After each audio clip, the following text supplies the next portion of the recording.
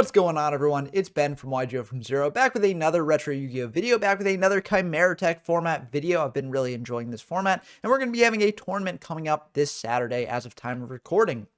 So if you want to join that tournament, head on over to the YGO from Zero Discord server, and we'll also be holding the locals in advance to that as well. And also, even if you don't want to join the tournament, if you want to get games in Chimeratech format, it's a great place to do so.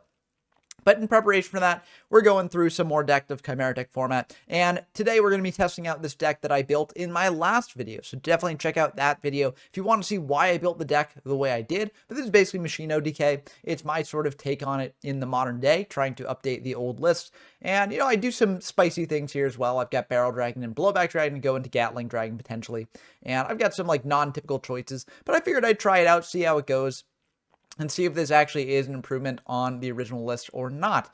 So again, check out that video if you want to see my in-depth thoughts about why I built the deck the way that I did.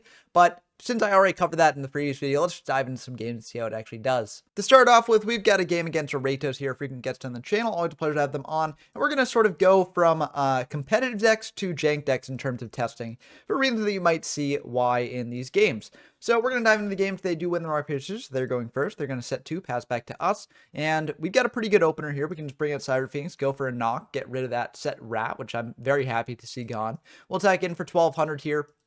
And then main 2 will just set a book, pass back to them. I could have also set the Mirror Force here instead. I think probably the Mirror Force might have been better to just play around like Cider plus something else. But I don't think Book is terrible. It also plays around if they have like a set Dust Tornado or MST or something, which they might have given that they didn't use anything on the Phoenix here. But the set could be something like TT or something like that instead. So maybe I should have just gone for Mirror Force instead. But I didn't want to play into heavy too much by setting 2 back row. And I think Book should probably be fine here. They're going to pitch a Lily and a Wild Heart, which is, not terrible for us here. But they bring out a Sidra and a DD Warrior, and so we get punished for going for the Book instead of the Mirror Force. And the Mirror Force would have been pretty good here. Unfortunately, we just got to book down the DD Warrior, prevent them from banishing this Cyber Phoenix, because 1, it's a Machine Engrave for Overload Fusion, and 2, it draws us a card. They are going to set 1, pass back to us, and in standby, they're going to go for a Dust Shoot. We don't have any monsters in hand, so they won't be able to shuffle anything back. We're going to MST that back row, which is a Ring. Then we're going to set a Trunade and Mirror Force. I think what I should have done here instead, so I set the Mirror Force because I didn't want them to like flip everything up and do that stuff, but I probably should have set the call to set up for a play where I Trunade back the call, because once Cyber Phoenix is on field, negates the effect of spells and traps that target it. So, call would normally destroy the Cyber Phoenix when it was removed from field, but Cyber Phoenix would negate that effect from happening. So I'd be able to basically use call twice. But I maybe even should have just set the call in addition to these 2, or just set call and Mirror Force and just passed, because it just gives me more options. If they've got heavy, we're probably losing this no matter what, because our hand is just all back row. But yeah, I don't know. I think it's fine doing this overall. We don't necessarily need to bring back our Cyber Phoenix just yet.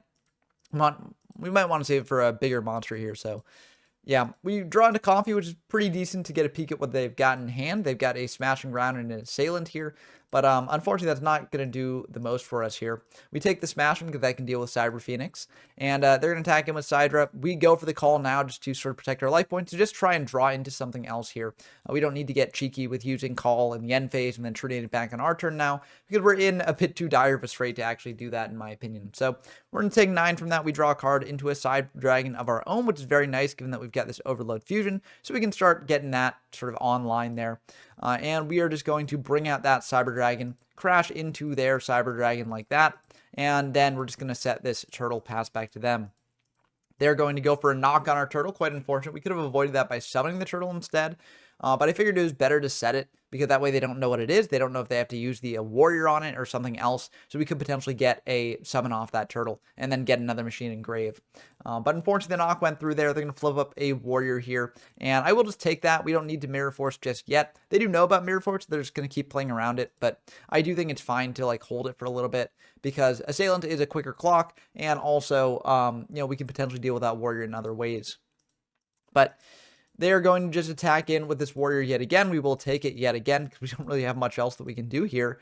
We draw into Cyber Phoenix, which is pretty decent. We can set that pass. We could have also here gone just for Trunade, bouncing everything back, Overload Fusion into a Chimeratech, but that seems really bad, because then it just trades with the Warrior, and that didn't really do anything for us. So I feel like, setting the Phoenix is probably better here. And they're out of a knock, so they can't do anything with that. They're going to go for Rhoda 4 and Exiled here. bring out the exiled, pop our monster, and then get in for 12, or at least attempt to. We have to use the Mirror Force there. But honestly, this isn't the worst because we got True Nade, and True Nade will actually turn on our Dust Shoot, so that's looking pretty good as well there. So, okay, we might be back in this one. We're going to True Nade those 2 sets. Then we're going to Overload Fusion here and go for a Chimeratech Overdragon. So that'll be 2,400 attack there. And now we can attack in for 24, drop them down to 44, and then main 2 just set this Dust Shoot pass back to them. Now, we could have also tributed out the Blowback Dragon just to get that in rotation for future Overload plays or things like that. I didn't really feel like it was worth it. We played triple Raigeki Break in this deck, so I'd rather just have a way to leave Raigeki Break online rather than just tributing out this Blowback Dragon and then making Raigeki Break dead if we draw it. I fear they might have ways to deal with our monster anyways, so also another reason to save the Blowback because of that.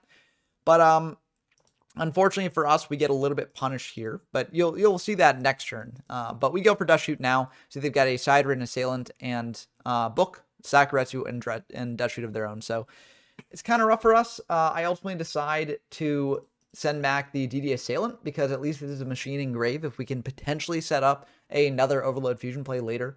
But maybe I should have gone for the Sidra. I don't know. It's a bit tricky here. But either way, they can just book down our Chimeratech and they're in a really good spot. So it doesn't really matter here too much, but it might have ended up mattering. But anyways, we draw into Premat, and that's where I get punished. I figured, there's 1 card in our deck that actually revives a monster from graveyard here versus 3 cards that require a discard to actually, get use out of them. And we drew the one that is revival. And unfortunately, we can't revive the Chimeratech. Wouldn't really do anything if it even could be revived. So yeah, it's just going to be the end of the game. And, it's tough to say how this would have turned out if we had actually been able to pre-map back the Blowback, because we could try Blowback in their back row. If we succeed with that, we attack in the Cyber Dragon, and then we're in a pretty good spot. Oh, wait, actually, we're at 700 life points, so it wouldn't have mattered either way. So, never mind. That's just going to be the end of that game. So, yeah, we got kind of blown out by Warriors there, and it was a bit unfortunate, but I don't really know there's much we could do. I mean, again, the Mirror Force play early on would have been really, really big for us, but I think it was fine doing what we did, not knowing what they had. But I don't know. It's a bit tricky. Anyways, we're just going to open with Dekoichi, Dust Tornado, and a Ring. I feel like this is a pretty good board. If they've got like heavy, they've got heavy. But, we still have Raigeki Break for follow-up later. And we are also getting a draw off Dekoichi if that goes through. So they're going to go for a Breaker here. We're just going to ring the Breaker. Not that we really care about protecting Dust Tornado, but I just figured it's better to ring the Breaker now. This at least potentially implies that we have something to deal with other bigger threats later. So... Dust Tornado is a pretty good card to keep around at least because it does trade 1-for-1 with their back row. So we're just trading 1-for-1 at this point. They're going to go for Graceful, pitching a Premat and a Waboku there. So they are on anti-OTK tech right now. And they're going to set 2 pass back to us. We flip up at Dekoichi here, draw a card, and then we're going to bring out a Breaker, try and pop their back row. They've got a Ring of their own, so we're just going to play the Ring game, and we'll get ringed that time. We're going to attack in for 14 with this Dekoichi, and that will go through. And then main 2, we're just going to set this TT pass back to them. It is an MST though, so unfortunately our MST, or not our MST, but our Torrential Tribute gets sniped there. They're going to go into a Warrior Lady here, trying to attack in to our Dekoichi. We just have to let that go through. And they're going to just let that go to grave. So that is ultimately okay with us because, it's getting more machines in grave for an Overload Fusion play later. And we draw into Cypher Soldier, which is really nice here. We can set a Raigeki Break pass back to them. And I feel pretty good about this because they attack into the Cypher Soldier. They're taking a ton of damage here. We could have also just summoned out the Cypher Soldier, attacked in the Warrior Lady, and, got rid of it that way, dealt a ton of damage to them that way. Would have been lethal though. And, I'd rather save the Dust Tornado for a more lethal push. But they go for Exiled here, clearing the Cypher. And so we get a bit punished for holding that. We're going to go for Raigeki Break, popping the Warrior Lady by pitching a UFO Turtle, and they'll pass back to us. We draw another UFO Turtle, we bring out a Cyber Phoenix here, and attack in for 12. They're going to Widespread Ruin that. That does get around the Cyber Phoenix targeting thing. That's a bit unfortunate for us. And now they're going to go for Rhoda here, grabbing an Assailant. Also, I will note, we could have Dust Tornadoed the Widespread Ruin before to make sure our Cyber Phoenix attack went through because Widespread is an option, but I was like, okay, it can't be targeted, so if they are still on things that target, then we're okay here. But maybe I should have been more proactive there. But anyways, they're going to attack in with an Assailant and pass back to us. We draw True Nade, which isn't really the best here. We'll set a UFO Turtle, pass back to them, and they're just going to attack into the Turtle. We are perfectly fine with that. We will bring out another Turtle. So we're trying to deck thin here, and this is our last Turtle anyways. So I feel like it's fine just to bring this out. And then they're just going to set one pass back to us. We will Dust Tornado the new one because we've got a Tornado to deal with their other back row in case we need it. We draw into a Jinzo, which is pretty good here. But we're just going to switch the Turtle defense, set the Tornado pass back to them because Jinzo will be cleared by the Assailant. We don't necessarily want that to happen. So I'd rather just go into a Cyber Phoenix off this Turtle and, call that a day. Unfortunately, they've got Smashing and Warrior here, so they're able to come in and drop us down to 3,900, and that is very unfortunate for us. And yeah, I mean, we just got to hope for something good off the top. Pre-mat will not do it because, we can't use that here. We'll just Tornado, set the pre-mat, pass back to them, but it is not looking good. And they will just attack in and kill us here. So I definitely could have played this differently at different spots. But yeah, I mean, it was an uphill battle from the very start, I think. But if I Dust Tornadoed and then just attacked him with Cypher Soldier to deal a ton of damage, maybe things would have turned out differently, but then I wouldn't have had removal for their other things later. So I don't know. It's tough to say, but I think we were probably losing this one. And it's a shame too, because I feel like, I don't know. I feel like there wasn't anything too drastic that we did wrong. And I will say, to be fair, this is a deck that does punish misplays pretty hard, right? Because you do have a lot of pieces that are part of your combo, not really good for progressing the game state outside of that. So if you wind up in a spot where you are really down bad and then you draw into combo pieces and not the other stuff in your deck, you can be in a very, very disadvantageous spot. But I do feel like, honestly, I don't know, the deck just felt like pretty bad with my current configuration of it. Maybe that's just because Warriors is a bad matchup. But let's dive into some other games to actually, sort of solidify my feelings on this and see if this game was just a fluke or if the deck actually has some broader problems. Okay, we got another game here against the World of Dark Arm God, another freaking guest on the channel. Always a pleasure to have them on. We're going to dive into this game. And that's a pretty good opening hand from us. We could set Dekoichi here. We could set Turtle. I think what I'm going to do instead, not instead, but I'm going to choose to set Turtle. And this may seem weird because normally you just set Dekoichi. But I think setting Turtle plays a bit better around knock because if they knock the Dekoichi, then that's 3 Dekoichis out of deck.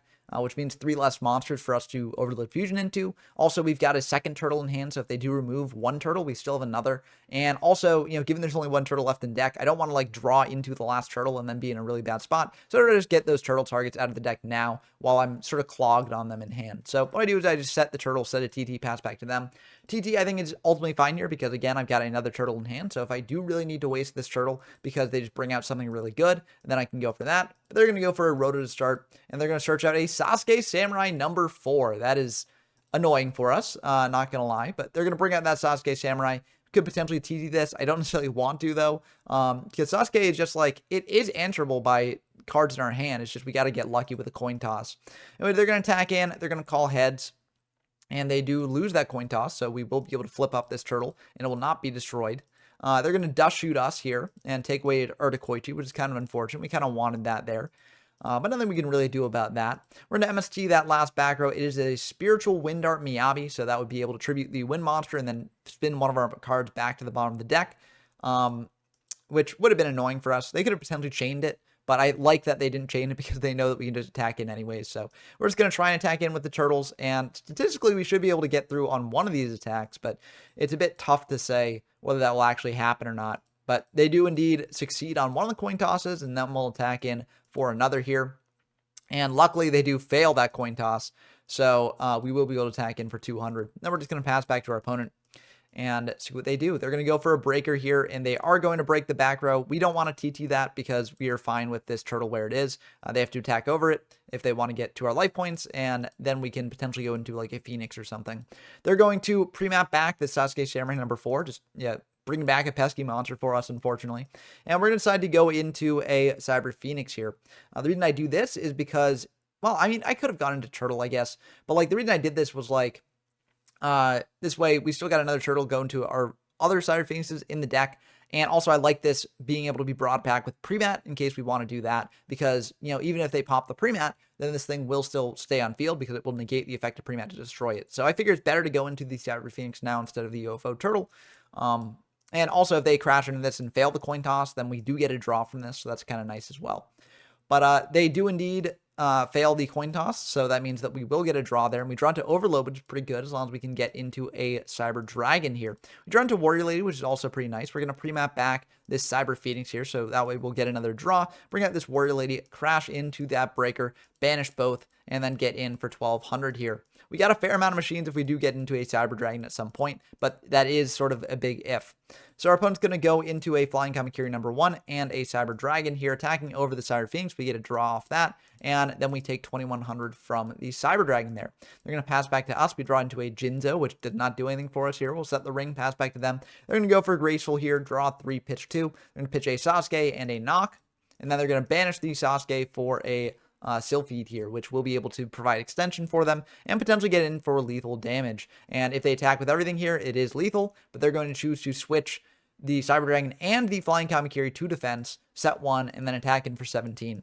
I mean, we take that. We will take 1700, and let's hope we can draw something good. Dust Shoot is not what we need here. We'll set the Dust Shoot, pass back to them. They're going to bring out a Sangan, and they're going to attack him with Sylphid. We kind of have to use the ring now or else forever lose the chance to. So we'll just ring the Sylphid and then take 2900 total, or no, 2700 total. And now we're in a really bad spot. That Dust Shoot was dead, and we just draw into another dead Dust Shoot. So that's just going to be the end of the game there. Kind of unfortunate way to end. I felt like we were doing pretty well in the beginning, but then those Dust Shoots, those Dust Shoots were rough. But that's the risk of playing Dust Shoot in the main at 3 copies. It can brick you later on in the game. And so maybe that's a sign that we shouldn't necessarily main it here. But this hand is much, much better. We brought in a King Tiger Wangu because they're on recruiters and stuff. So I feel like this is pretty good. They also can't just slam down a Sasuke Samurai number 4 and try and attack in because Wangu will stop that. So we start with a Dekoichi set there and just pass back to them. They go for a Cyber Dragon and a Slate Warrior. They'll attack into the Dekoichi there. We get a draw. We draw into Premat, which can set up our Jinzo play potentially here, which is also pretty nice. So what we're going to do here is we're going to bring in a Cyber Dragon, see if that provokes a response. It does not. So now we're going to tribute it for a Jinzo here. And we got a couple options here. We could just attack in the Cyber Dragon and then pass back to them. But I choose to go a bit more aggressive because I don't want them crashing in the Slate Warrior into our Jinzo and then having a monster that Cyber Dragon can beat over. So what I decide to do instead is I try to attack into the Cyber Dragon with the Jinzo, and then I attack into the Slate Warrior with the Sidra. So that way the Cyber Dragon will be the thing that is decreasing in life there. So I'm going to pass back to them. They go for MST in the end phase for some reason, as opposed to doing it before the attack. I'm not really sure why they did that. But anyways, we're going to take 1500 here, and they're going to pass back to us. We draw into a blowback, which is really unfortunate. We didn't need another brick here in that hand there. But we do have an option here. We're going to go for Overload now.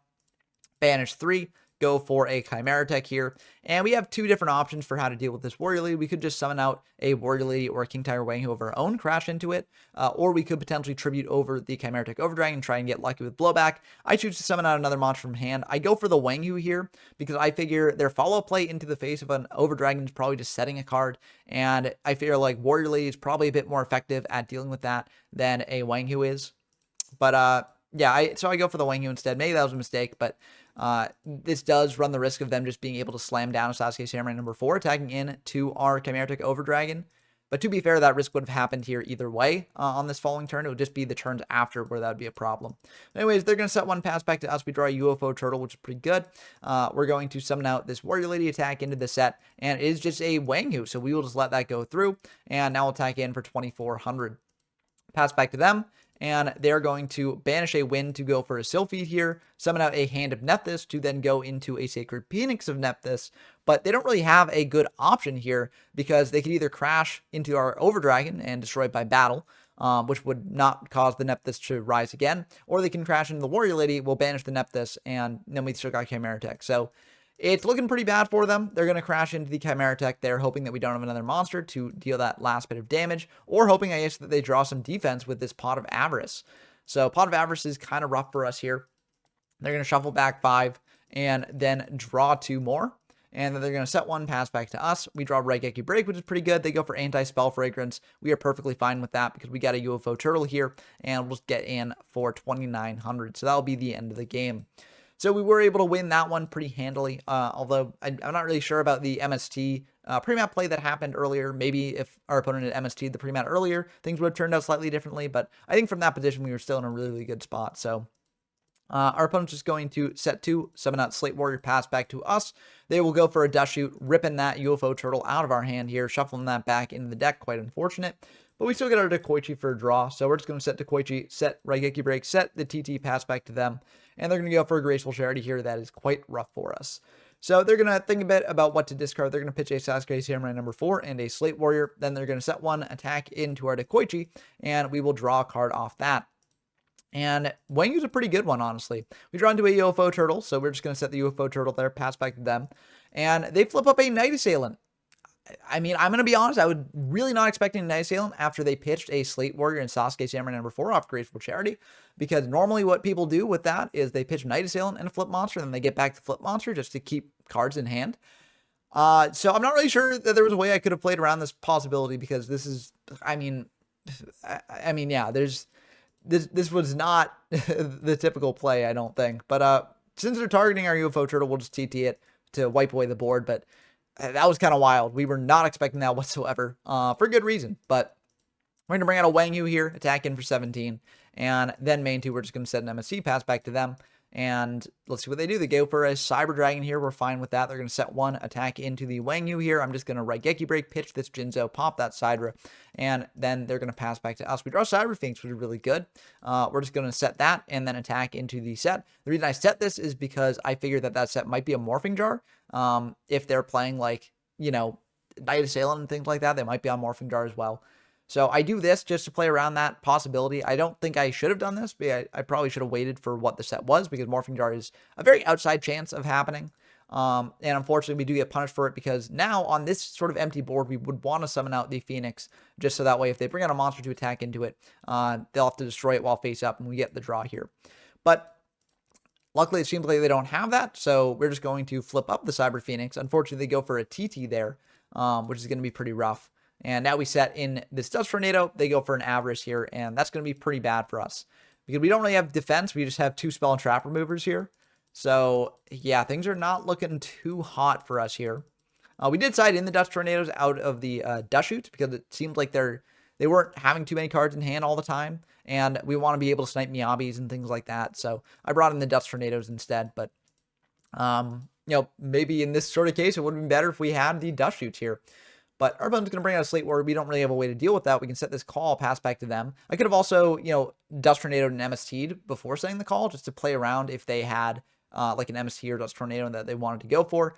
But I figured, like, they didn't do anything about our other sets here, and they've had those 2 sets there for a while, so it didn't really make sense to me that they would then blindside this new set. But maybe because they know that they were able to attack him with the Slate Warrior last turn, fine, they'll go for it here. And they do indeed go for Miyabi, and they send back that call to the bottom of the deck, so that's kind of rough. They go for an MST on our Dust Tornado. We will Dust Tornado a creature swap. Okay, they will go for Premat here, and we were just going to MST that, get that out of there, and now they'll attack in for 1900. And it's a pretty simplified game state here. Now, we've got plenty of draws that do get us back into this game. You know, if we draw into a Cyber Dragon at any point, we will be able to Overload Fusion and get out a huge Chimeratech, so that's pretty good for us. But Wangyu is not going to do it. I think what I do here is I summon out the Wangyu, set the Overload, pass back to them. The reason I do this is because if they draw into like a Sasuke or a Kamakiri or something like that, they can't actually get too aggressive here because they can't summon it while Wangyu's up. So I figure I am taking 200 from this and revealing that I do have Wangyu in hand, but I think overall this will cause me to lose less life points than if I just let them summon out another guy. But instead, they're just going to set 2, pass back to us after attacking over this Wangyu. So they didn't have any other monster to begin with there. But we've got this Mirror Force to potentially deal with what they're doing. They're going to attack in with that Slate Warrior for 19. We will just let that go through, saving the Mirror Force for later. And we finally draw into Sidra, so we can bring that out. And I'm just going to hit into the Slate Warrior now, because I figure that, like, you know, I'll let this get destroyed and then go for an Overload Fusion, just in case they got other stuff going on there. So we will lose 500 attack on our Cyber Dragon, so that's kind of rough. They flip up this Night Assailant, popping the Sidra, bring out a Flying Kamakiri there, and I do think that now is a good time to Mirror Force if I'm going to go for a Chimeratech Overdragon this turn. So we go for Chimeratech Overdragon here, using the Overload Fusion, banishing 1, 2, 3, 4, 5. Did I accidentally banish the Wangyu? I accidentally banished the Wangyu. So this Chimeratech is coming out a bit too powerful. That is my mistake. This should have 3,200. Or no. Okay, I banished the Wangyu, but it should only have 5. So it should be 4,000, not 4,800. So that is my bad. We'll have to see if that actually does impact the game here. But yeah, I go for that. They set 1, pass back to us. We go for Overload Fusion yet again. Unfortunately, we don't have the setup engraved now, and they do have a book for Chimeratech, so that will cause it to lose its attack there, or lose the stats on it, right? They're going to attack in with their Sidra. We will lose the Chimeratech, unfortunately, and we draw a Wangyu, which will not help us here. We set the Wangyu, pass back to them, and they go for a Dimensional Fissure. They will attack over the Wangyu, banish that Wangyu, pass back to us. We draw Comfy, which is very, very useless here. So we basically lose the game. We set the Comfy, but instead of attacking with the Sidra and killing us, they switch the Sidra to defense. I guess they're afraid of like a Mirror Force or something. If Mirror Force is engraved, I guess they're afraid of Saku or Widespread or something like that. But I think you just have to go for it here. When you're down to such low life, you kind of have to just make it so that your opponent can't draw into something to kill you here. And we draw Graceful, so that is very, very good for us. We draw 3, pitch 2. We're going to pitch this Overload in the pre-mat because both of those are not really that useful right now. And we're just going to set a Dust Tornado, set a Book of Moon, pass back to them. They're going to set 1, and now they'll attack in with the Cyber Dragon, but we've got booked for that. We'll set it down because now we can knock that away in next turn. So we draw UFO Turtle as well. We're going to summon out UFO Turtle, and we're going to go for a knock there, banishing the Sidra. We attack in for 14, and that will be met with a Mirror Force. That UFO Turtle will be gone. They go for Sasuke Samurai, number 4 here. We'll take 12, down to 900, and we draw Ring. So if I had calculated the math on the Chimeratech correctly, we actually would have lost this game here. So because even Ring on Sasuke Samurai number 4, it would not do it because they would have had 1,300 and not 1,200. So we would have lost this game as is. We didn't realize it at the time, so we go into a game 4. But this was a 2-1 loss for me. So I did lose this one. And I should have lost it anyways because they should have attacked in with Cyber Dragon when they had it. And honestly, even in the game where I did win, like undoubtedly, right? There were some iffy plays on their part that maybe could have caused me to lose the game. So I do think that, like, yeah, we were losing this match no matter what there. But, yeah, this game, I'm just going to let it play out just to show you all what happens in this game. But realistically, we did indeed lose this game. So we lost to a bit of a jank deck. You know, Wind is not a deck that is seen as very competitive in this format, I think for good reason. While it does have things like Miyabi and can get beating down with like the Slate Warriors and stuff, there's other decks that do 1-for-1 trades a bit better. And like, I don't know, there just aren't enough good Wind monsters to actually do anything with. But we're going to go Graceful, pitch Cyber Dragon as well, bring out Cyber Phoenix, and I'll just start cracking into their board here, hitting a Hand of Nephthys. Not sure why they didn't go into Sacred Phoenix of Nephthys there. They've got a Night Assailant to pop the Cyber Phoenix, but I mean, yeah, like even in this game, we're in a bit of a weird spot because if they had gone Sacred Phoenix, then like we would have been, I don't know, I'm not sure if we would have been able to like super recover unless we drew into like Cyber Dragon or something here at some point. But yeah, we would have been in a much worse spot overall. But yeah, anyways, like this game, we do ultimately win this one. I will just say that now because the game as a whole is kind of borked because we missed that sort of detail on the attack of the Chimeratech in the previous game. But I mean, this does show, I guess, the power of the combo here because we can just go heavy, Future Fusion, and then Overload Fusion into a big Chimeratech. So, I mean, this shows the combo at least, but I think it is telling that, like, in the course of, what is this? This is the 4th game of this match, and then there were 2 games in the previous one. Of course, 6 games, we only were able to do Future Fusion plus Overload Fusion once. So not the most consistent thing in the world. And also, you know, one of the downsides to Overload Fusion is that it's great if you have Future Fusion, but if you don't have Future Fusion, you really need to draw into a couple things. You need to draw into enough machines to get it live. You also need to draw into Cyber Dragon at some point.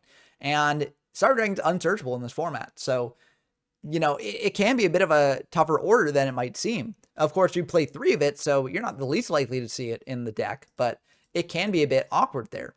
That is one of the advantages that something like Dragon OTK has over the Machine OTK deck. Like, I think Machine OTK generally has better monsters on the whole, but the nice thing about Dragon OTK is that you don't need a Cyber Dragon in rotation to actually go for Dragon's Mirror into a 5-headed dragon. So, you know, it's kind of interesting to compare these sorts of things in different ways. And I do think that, you know, because the benefit of the Machine OTK deck as opposed to the Dragon OTK deck is that you're playing better monsters as a whole, I think that in the future, if I make changes to this deck, which I would if I was playing it more, I'd probably cut the Blowback and the Barrel, probably even cut the Jinzo, just to make it so that I have as many live machine monsters as possible, because I do think that they are pretty decent. And I'd probably slim down on some combo pieces as well, probably get rid of Trunade and Heavy. Oh, not Heavy maybe, but I'd get rid of Trunade, because I think Trunade is sort of just like, I mean, you want to do it if you have the combo, but if you have the combo, you're probably winning no matter what. So like, if you replace Trunade with a card that is a bit better in more situations, you can potentially bait out your opponent's back row in different ways, or just draw deeper in your deck to find other ways to deal with it. So yeah, so I'd probably change out the Trunades. I'd probably change out some of these brickier machines here. And I'd also probably maybe not main the Dust Shoots. Maybe that's more of a side deck card, or maybe reduce the number to the main at least. I don't know. It's tough to say there. But I do think that the testing on this was very helpful for figuring out what I actually want to change with the deck in the future, because I definitely think this is not an ideal build. I think this deck is better than these games make it seem to be. Just with a better build, it would actually reach that point. I mean, this did win the last locals that we held in Chimeratech format. So I know that Machine OTK definitely has some gas. It just, this build of it does not have that gas. But I got one more game to show for you. I think it would be kind of sad if the only games I showed off were ones where we lost. So let's dive into a game where we actually did manage to win. For the last game, we got a game against Yes My Darkness, another frequent guest on the channel. Now, I don't typically spoil whether I win or lose these games before we dive into them, but I think after you see what Yes My Darkness is playing, you might understand why I was comfortable sharing that. They're going to start with a Thunder Dragon pitching 1 and grabbing 2 to hand. There's no Chaos Monster in this format, so Thunder Dragon didn't really see much play most of the time. They're also going to upstart here, draw a card. They're going to go for Terraforming into Clock Tower Prison. So they are, I mean, yeah, they're playing a deck for sure. They're going to go for Magical Reflector to protect the Clock Tower Prison there. And then they're going to activate a Nightmare Steel Cage to lock down attacks for a couple turns. This is definitely an interesting one. We're going to go for a Future Fusion here, sending a bunch of machines from our deck to grave. Actually, every machine left in deck, we're just going to send that all. And then we're going to go for Graceful. We wanted to send machines before going for Graceful because we wanted to deck thin before doing this. So we're going to pitch a TT and a UFO Turtle because I don't think they're really attacking here. And then we are just going to bring out a Cyber Phoenix, set a Dust Shoot, set a Raigeki Break, pass back to them. We can Dust Shoot them here, and we will indeed do so. Just getting a peek at what they're working with. And they are on Exodia. So, I mean, this is, just a deck that's stalling to try and get Exodia. I mean, that's a deck you can play in this format if you want to. I don't really think it's that good, but it is a deck that you can play. And it's cool to see people experimenting with it at the very least, even if it isn't the best thing in the world.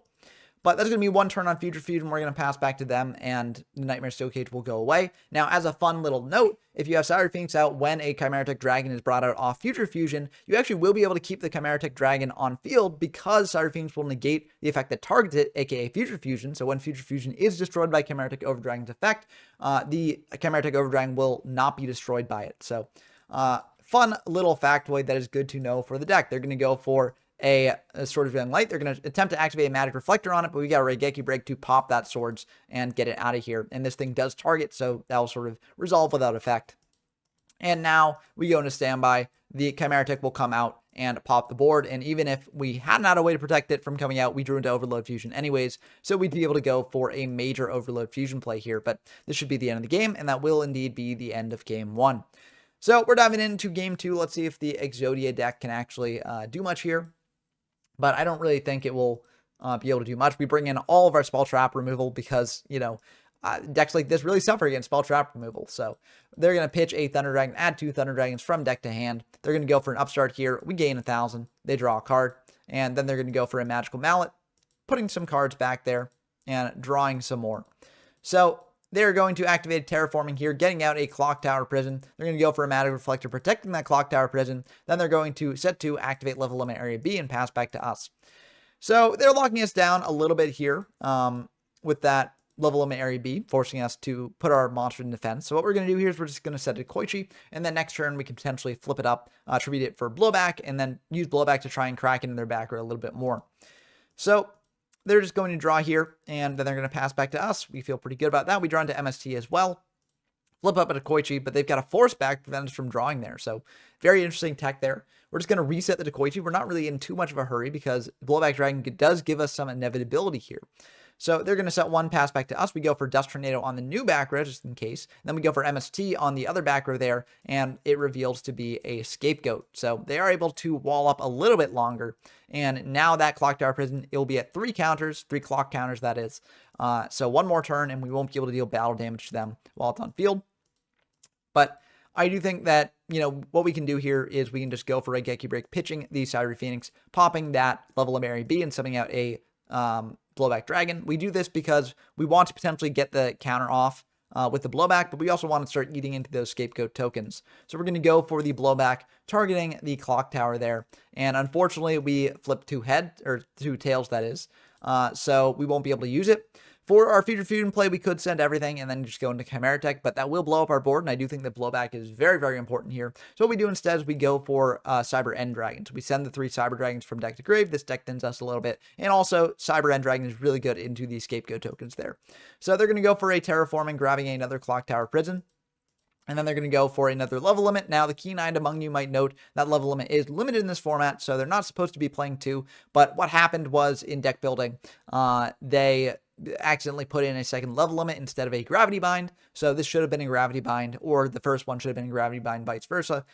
Either way, I don't think it really matters here all too much because our blowback is able to just deal with the board anyways. So we realized that here. So, you know, they admit defeat preemptively just based on that. But I decided to just play out the game because, I mean, I think I'm going to win anyways, so it doesn't really matter to me if they're playing an illegal card like this. And I can still clear it, so even if it was Gravity Bind, this would be fine. We're going to attack into a Scapegoat token, set a Decoichi there just to draw deeper into the deck. They go for a card D here, pitching double Clock Tower, and we pitch an Overload Fusion. They set 1, pass back to us. We draw Graceful, and now it's been 2 turns, so Cyber Dragon comes out. We still need to crack that Clock Tower Prison here, though. Because, you know, with that still up, they won't be able to take battle damage, even piercing battle damage from Cyber End. But we're going to go for a Graceful and hopefully draw a way into dealing with that. We're going to pitch a Barrel Dragon and a Knock. And now we're going to go for blowback on the Clock Tower. We could also Heavy Storm the board, get off one of those counters, and then get in for more damage. But I do feel like Cyber End Dragon is pretty good here. I think also we could have set the blowback here, or not set, but switch it to defense just to play around Mirror Force a little bit. But I didn't think about that, and so I do play into Mirror Force. If they had it, they had it, and that would have been pretty bad for us, but luckily they did not. They're going to pitch a Thunder Dragon, grab 2 more Thunder Dragons from deck to hand. Oh, no, actually just 1 more because they searched that out earlier and then malleted back the rest. So we're going to Dust Tornado the last backer in the end phase just in case it was like Waboku or something. And we draw Decoichi, so we should be in a really, really good spot here. We can go for blowback on the Clock Tower, hope to pop it that way. But if we do miss this one, we can ring our own Cyber End Dragon, a Heavy Storm the board, and then summon out Decoichi, and that should be lethal damage. So either way here, we win. But I just want to do it with style, so I want to blow back away the Clock Tower Prison and, you know, sort of show how powerful the blowback dragon can be, and that will indeed go through. Popping that, we bring out a Decoichi, and then we get in for lethal damage. This does play around Karibo a little bit more. Not that I think that they're on Karibo, but, like, you know, just in case. But either way, we do win this one, and that's going to be the end of the game. So yeah, that's going to do it for this one. Let's see what they had in hand. They had Thunder Dragon and a piece of Exodia. So yeah, Exodia, not really the best, but I think it is telling that, you know, the one deck we were able to beat convincingly in this set was Exodia. And so my build of the deck definitely ain't it. I think this deck is still very, very good. So I do think that people will be playing it, experimenting with it more, and making it better than I did here. But I think that the current build that I've got is not really the best. I think, again, cutting the Tribute Monsters would be good, cutting some of the Death Shoots from the main as well, potentially, cutting the True Nades probably as well. There's a lot of different things that you can cut to potentially add your own inclusions. So let me know what you would add to the deck down in the comments below, how you would change it. Also, if you like what you saw here and want to see more Chimeratech format content, as well as formats beyond Chimeratech and before Chimeratech, definitely subscribe to the channel. We are so close to 1,600 subs as of the time of recording. In fact, by the time this video goes up, we might actually be at 1,600. But it'd be really nice to reach that goal if it hadn't been reached already, and then reach the next goal of 1,700 if that has not been reached already. So definitely subscribe if you like the content and want to see more of what I do here. Also, big shout out to my patrons, Rinswin, Porkchop, Bren Donker, Tyler Compton, GeoMyFest, and Dumptruck. It means a lot that you all support me this way, encourage me to make more videos like this in the future. I hope that you all enjoyed as always. Again, join the YGO from Zero Discord server if you want to play games in this format or any other format that I've featured on the channel. And until next time, I've been Ben from YGO from Zero, and I'm signing off.